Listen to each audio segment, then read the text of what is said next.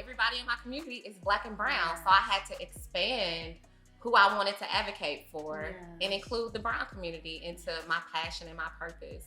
So that's what I want to do. I want to fight for our people, whether that be education advocacy, whether that be I'm in the courtroom defending people in criminal cases, whether that be I'm helping our business owners, especially our small business owners, you know, have all their filings in order and their corporation with the proper legal status.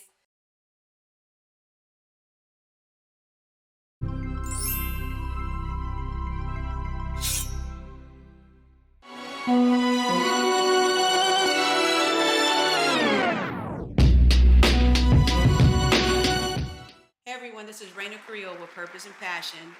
Please go to YouTube channel, type in luxemediastudios, and make sure to like, comment, and subscribe because that is very, very important. Make sure you show us some love. We have multiple shows, but I want you to check out mine as well, which is Purpose and Passion, baby. Well, today we're in the lovely city of Inglewood, and I'm excited because I have a new friend that's in my life because we were doing something positive in the community to get a freaking, what is that? A Goliath out of city of Inglewood. So during the journey, we learned to communicate with each other. We have definitely a lot of things in common, especially the love for the city of Inglewood, especially for our youth. And so I want to present Miss Fre'Drisha. Yes. Dixon. Absolutely. AKA Shay Dixon. Nice. Yay! Thank you. And she's the founder of the statewide partnership for local school control. And she does many more. That's why I have her on Purpose and Passion, because we want to learn a little bit more about Miss Dixon and the positive things that she's doing in the city of Inglewood. So thank you for coming here. Thank you, Raina. Thank you so much for having me on. I'm so excited to be here and looking forward to this conversation. And I'm not the founder of the statewide. Oh, I'm sorry. Thank you for checking me. but I actually am. I'm leading the statewide partnership for local school control. So it's a statewide coalition. A bigger picture. Right. It's a bigger picture, and I'm just one of the main people who's in the forefront doing most of the advocating on behalf of the coalition. Oh, awesome. Thank you so much. So she is the leader for our side of town. Okay. Well, we want you to take the viewers down memory lane. Like, where were your parents born and raised? Where were you born and raised? And how was childhood for you? I'm from Nashville, Tennessee, the volunteer state. I was there until about 18 when I left for college. I went to Middle Tennessee State University. Yeah, I studied broadcast journalism there. So I was like very interested in journalism, and I wanted to be a sports reporter. I can see that. The sports reporter, I can see that, yes. Although I don't like sports at all. It's kind of weird. I don't know what I was thinking, what angle I was going for, but I thought that it would be a good career. Yes. I got pregnant with my son my sophomore year. And after that, he and I moved with his father to Europe. His father played professional basketball in Europe. Nice. So I lived in Europe for a few years, and we decided that we wanted to spend the off season in Atlanta. So I ended up in Atlanta, where I was telling you that I used to produce and host a talk show there. Wow. And I was there for 7 years. And then my talk show got picked up by a network here.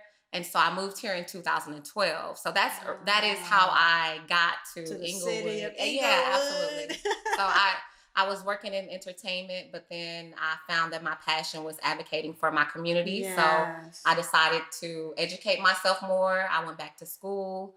I knew I wanted to be a lawyer someday. Yes. So I worked really hard, got into law school, graduated in 2021. Passed the California bar exam last year.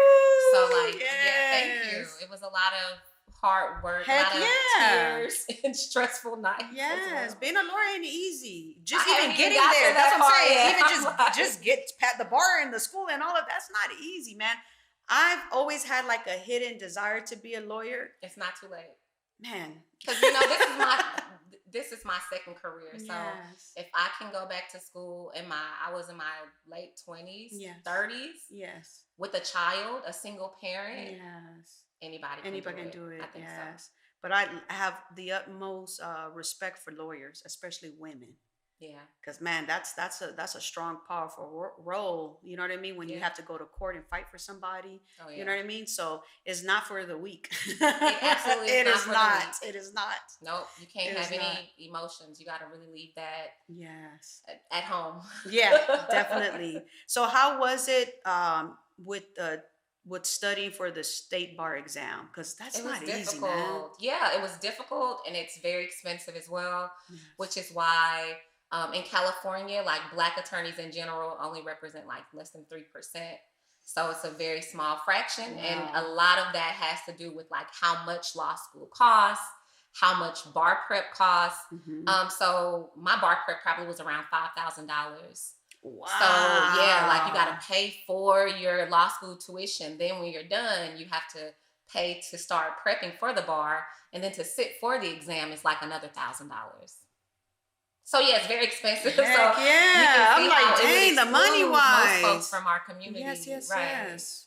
Wow, Yeah. man. Well, I'm gonna tell you one thing. Do you belong to an African American lawyer bar association or something Oh like yeah. that? So I'm a member of the Black Women Lawyers That's Association. awesome. I'm also a member of the National Lawyers Guild. I was on the executive board last year. Mm-hmm. Now I chair a committee within the National Lawyers Guild called the Black and People of African Descent Task Force. So a lot of people are familiar with the National Lawyers Guild's Legal Observer program. Mm-hmm. And so when we were doing a lot of protests here in Inglewood, Yes. I would put out a request for legal observers to come and support us. And nobody Wow. would respond. And so most of the lawyers with the NLG are white. So it's a very big issue when you can't get Yes. lawyers to come into the Black community, the Black and brown community, and Yes. to represent us. So there was clearly a need for a Mm-hmm. group within the National Lawyers Guild that would just be there for the Black and brown community. So that is why we came up with the Black and People of African Descent Task I Force. love that. And yeah, we serve Black and brown communities. That's what we're here for. Wow, this is very like inspiring because like when you interview people, you get to learn more about them. And I like the work that you're doing, the Thank you. tenacity you Same. have. Man, the tenacity. Thank you.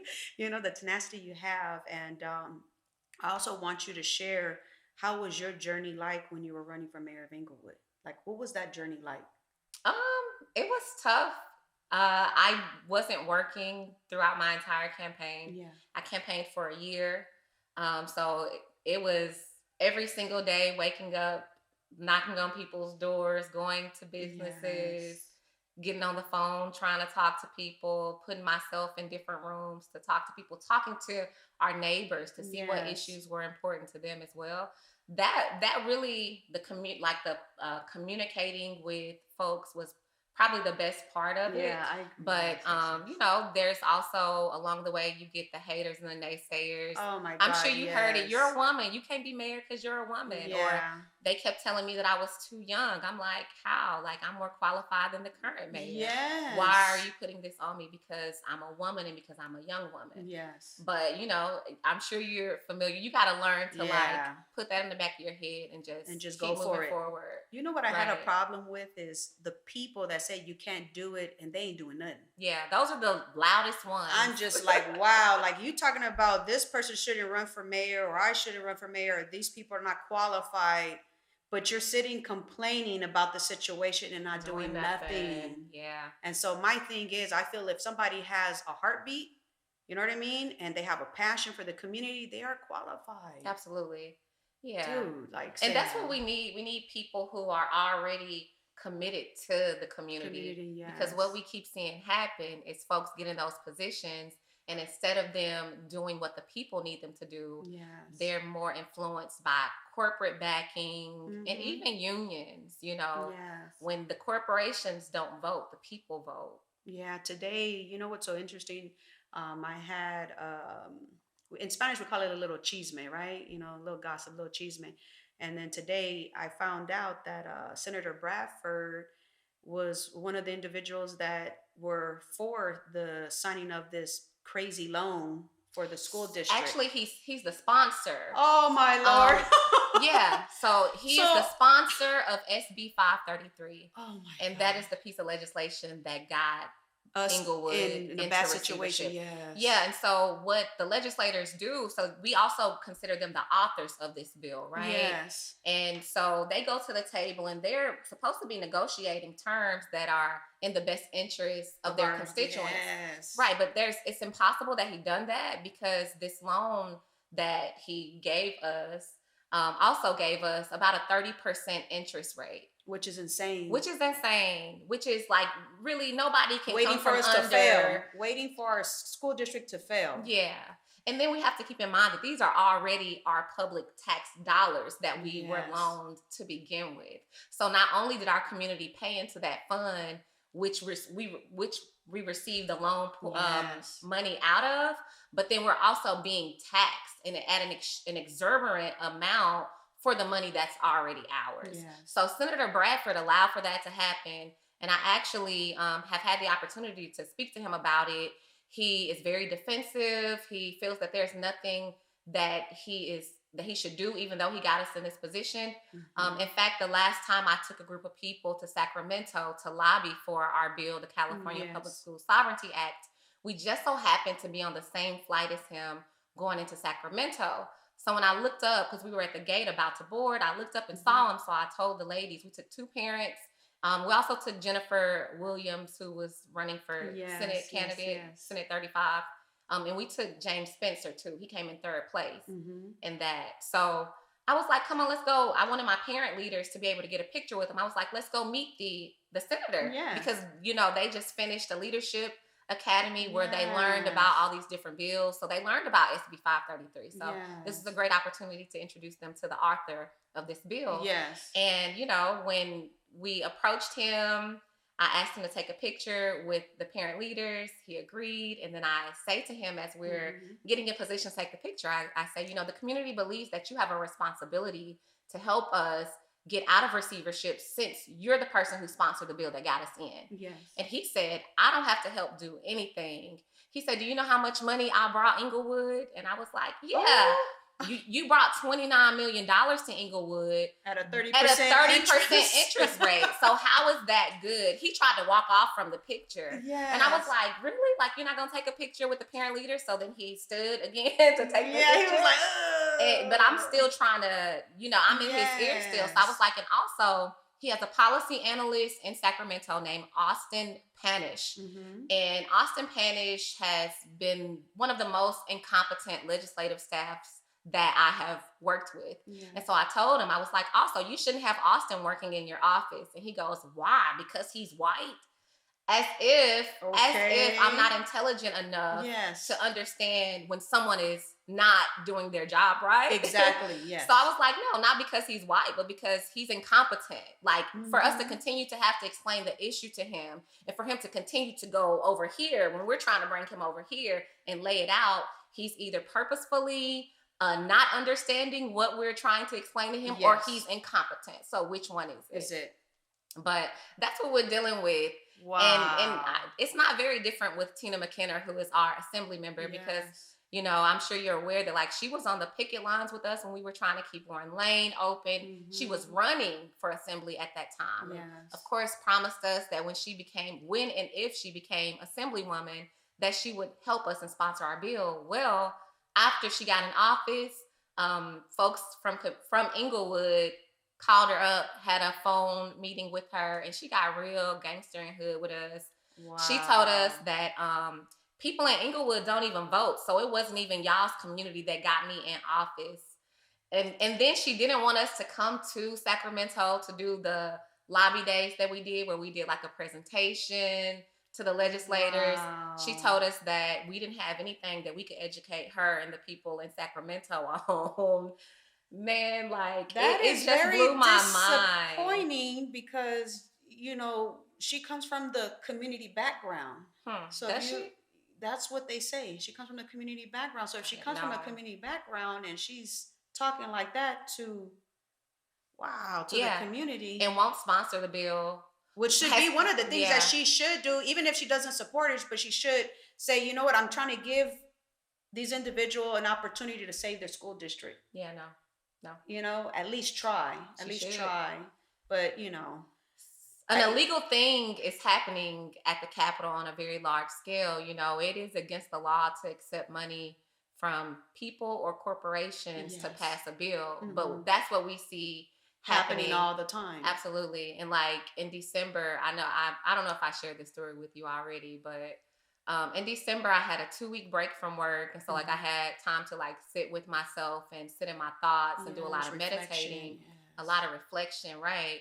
And I found myself kind of having a mental breakdown because it occurred to me that, you know, I'm spending all this time appealing to our legislators' humanity. Yes. Meanwhile, the other folks that are in Sacramento lobbying, or not everybody, but most of the other folks that are there lobbying are appealing to their pockets. So how do you compete when somebody else is paying someone and then you're like, well, XYZ, this is what's right. This is what makes sense. Yeah. If you're a human, you should be able to understand this. You should have compassion. Yes.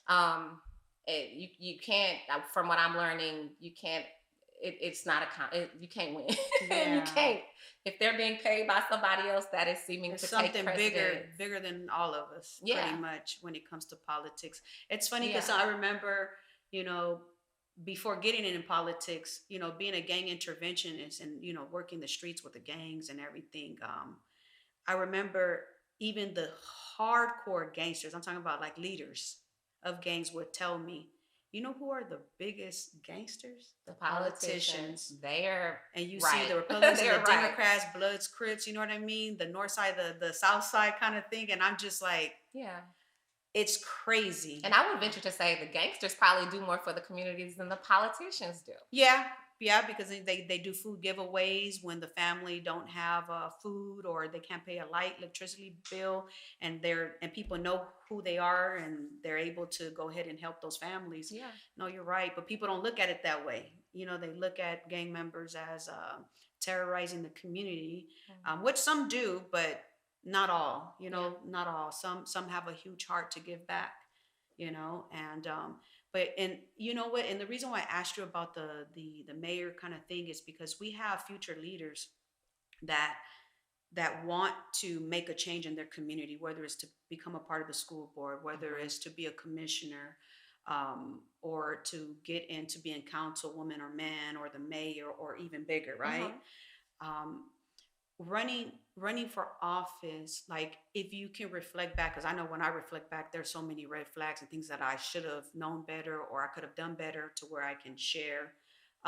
Like, for example, one thing I felt that I should have known better was when you get a campaign manager, we're hiring them, so we should be interviewing them. Yeah. Not the campaign manager saying, I'm running things and just... Yeah. I learned that the hard way. Believing Before Seeing, a new bestseller by Candace Barr. Order your copy today.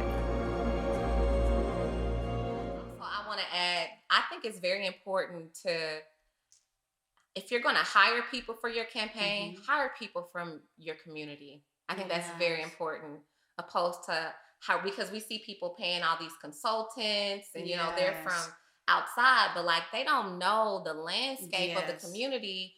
And then we also know that, like, how Inglewood is in particular, if don't nobody know you, if you ain't, you know, endorsed by somebody, like, they're not trying to hear you. Yeah. So try to bring on other people in the community. That's a good way to keep other folks in the community engaged, as well as if you got money to pay, putting money in folks in the community's pockets instead of sending it outside the community. All right, man, I like that idea. Yeah, I like that idea, which makes sense because mine's lived all the way in the north side. And I'm like, oh my gosh. But yeah. You live and you learn. Heck yeah, you live and you learn. I feel like the first time you run, it should be a learning experience for you. Yeah, it definitely was. Yeah. And I was also told early on that, like, if you run one time, you have to be prepared to run the second time. Yes. No, I hear you. I don't know if I'll run the second time, but I think I might, depending on the situation. And if you don't run and I run, I hope I have your full support. Absolutely. Because God puts me in office, you come in the city of Inglewood. Yes, definitely. I don't care what title you want. I don't care what it is, but city attorney. Yeah. Oh, snap! Put it out there. Hey, city attorney. Yes. Wow, and you a Libra, so you smart. Yes.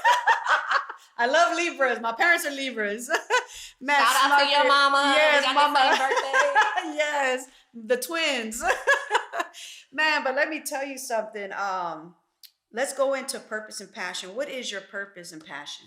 My purpose is advocating and passion, actually, advocating for my community. Yes. So me in particular, I am 2 generations removed from chattel slavery. Mm-hmm. So it's always been important for me to advocate for Black people. Yes. And then when I moved to LA, I realized it's Black and brown out here. Yes, it is. And, you know, everybody in my community is Black and brown. Yes. So I had to expand who I wanted to advocate for and Yes. include the brown community into my passion and my purpose.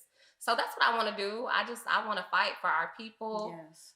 whether that be education advocacy, whether that be I'm in the courtroom defending Yes. people in criminal cases, whether that be I'm helping our business owners, especially our small business owners, Yes. you know, have all their filings in order and their Mhm. corporation with the proper legal status. As long as I can give back to Black and brown people, Yes. I'm happy and it doesn't feel like work. Yes, I love that, man. You definitely have a purpose on earth, obviously, because God got you here. He woke you up today, and Yeah, you true. have passion. Definitely, I seen the passion when we fought for Worthington. I seen the passion. Yeah. I was like, dang, Miss Dixon, gangster. Yeah, I mean, Raina, you know, that's, Yeah, I feel that- like people who meet me now, like they're meeting me where I am in life right now. Yes. But I grew up in Edge Hill housing projects in Yes. Nashville, Tennessee. You know, like the men in my family are killers, drug dealers, Yes. robbers. Uh-huh. I mean, most are reformed. Yes, most yes, are yes. 'Cause now. they make changes But, in their lives. but that's the environment Yeah. that nurtured me and like raised me, and it's my foundation. So Yes. that little project girl is still inside of me. Yes, Don't it get is. I twisted. seen it. I seen it with my own eyes. Yeah, but you know, we grow, But and with we big, develop. but with a big heart though, big for heart for the sure. community for sure, man. So, do you have anything new coming up in you know in the near future and in the future? Like, what are your next 2024 vision? So my biggest objective this year is to get multiple sponsors for the California Public School Sovereignty Act and get that bill passed. Yes, We need for it to pass this legislative session, because the sooner that we can get the county and the state out of Inglewood, the Mhm. sooner we can get our school district back healthy Yes. and build it back up. And they know that we are trying to get this bill passed. So I feel Mhm. like they've speeded up their process. So now we see they're trying to close more schools, because while they Yes. have the legal right to do it, that's what they're going to try to do. As soon as our bill passes, Morris is out of a job. The county is out of Inglewood. Yes. Power immediately goes back to the Inglewood school board. Yes. Immediately. Yes. So they're trying to beat us to it. They don't know if we'll get a sponsor or if we'll get it passed or not. Yes. So they're just trying to do as much as they can in the meantime. So educate us about the Morningside situation. What's So- happened currently? So the district had already said that they plan to close 9 schools. Mhm. So we know that they've closed 4. So they've closed Worthington, they've Mhm. closed Warren Lane, they closed the first school that was Warren Lane, Mhm. right? And then Woodworth Monroe, Yes. did they combine a school? Well, they closed the original Woodworth, and then they took Added a little them. Woodworth to attach it to Monroe. So now Yeah. it's together. But it So- still closed the original school. Right. And we also know that they've already sold an acre of land from Morningside. So we know the developers want Morningside. Yes. And this is really crazy because Morningside is a newer school than the Inglewood High School. Yes, definitely. But even though it's newer, they would rather get rid of Morningside High. Yeah. And so we know that it's because of the proximity that Morningside High School is Mm-hmm. to our entertainment and To sports. the Clippers venues. arena and the Rams. Absolutely. So they're targeting all of the schools that are the closest to the sports arenas and entertainment venues. So we got Morningside, we got Kelso across the street. We know they want Kelso. Yes. And then while we're talking about Morningside and Kelso, I think it's important for us also to mention the fact that the president of the Inglewood Unified School Districts Board, Carlise McGee, is running the parking. So her nonprofit organization is charging people to park at Morningside as well as at Kelso, and we don't know where that money is going. And that is clearly a conflict of interest for her to be sitting on the board and then have her nonprofit organization attached to something that is making money from these schools. So I think that's definitely an ethical violation. And it's even against the law. It's a conflict. It's a clear conflict. So I'm not sure if the other board members agree with it, but for it to even be happening is wrong. And it just goes to show how some of our elected officials continue to prey on our community for their own benefit. Wow. My thing is this: what is her nonprofit doing for our community? That's what That's I would a great like question. to know. I would like to know it as well. First of all, I want to know where the money's going. I want to know how much money they've made off of each time they've had allow people to park at Kelso as well as at Morningside. And then I want to know where that money has gone, and I want to know how much money she's actually given back to these students in these schools. That sounds like a city meeting, right? Like to go to the mayor and the team to ask that question, or no? The city of Inglewood is a separate entity from the Inglewood district. Unified School District. Okay. So the proper place will probably be the Inglewood Unified School District. But we're asking them to investigate themselves and to police themselves. So we probably would have to go over their heads. And I don't know exactly who that entity is, but I can find out, and we should go over their heads. Yeah, no, we definitely should, because that's important to know. Because I mean, if she has a nonprofit and she's reaping the rewards of that, like, she should be able to give back to the community. Yeah. Like, wow, man. Well, I'm going to tell you, we're going to need a part 2, definitely, especially after this week and Monday's meeting. We're going to need a part 2, because I want to talk more into details about how our community can get involved, alumni, just people from the Lock Haven community in this area, and talk about like the safety issues. You know, Morningside youth, not all of them are regular kids. Some of them are gang affiliated. And those gang members cannot go to Inglewood High because of the other gang members that are over there. So what's the safety plan, or they're ignoring it, like the mayor of Inglewood ignores the fact that we don't have gang problems, you know? And so we're going to have a part 2 to be more in details. And I wanted you to go ahead and share with the viewers how they can find you on social media. And our next meeting is obviously Monday. So how can they find you on social media? Thank you. So our coalition meets every first and third Monday of the month. We do meet on Zoom, but then we've been meeting in person as well here in Inglewood. I want to encourage everybody in our community to participate in these meetings. Even if you are Spanish speakers, because we will have translators. We want to make sure that everybody in this community can come and understand what's happening here. You can find me. First, I'll give the website for the organization that I work for. It's Parent Voices Action. So the website is pvaction.org. You can contact me via email, and my email address is Fre'Drisha@pvaction.org, and my name is spelled Fredrisha, kind of like Frederick, but with sh at the end. You can find me on social media. On Instagram, it's Miss Shay Dixon, so MSSHADIXON. On Facebook, I'm on there as Fre'Drisha Dixon, my first name and my last name. I'm pretty easy to find. Like, you just type my name in, I'm there. Yeah, and so if you get in contact with me, I can add you to our email list, and I'll make sure I keep you in the loop. I'll send you the link to our meetings and, whatever other updates that we have. That is awesome. Well, thank you, Ms. Shay, for gracing Purpose and Passion today. You're definitely full of purpose and passion. Thank you. And thank you for being a community leader in Inglewood and helping our community out. Well, this is Raina Carrillo signing out from Power 106. Go ahead, speak into existence. This is Raina Carrillo signing out with Purpose and Passion with Luxemedia Studios. Until next time.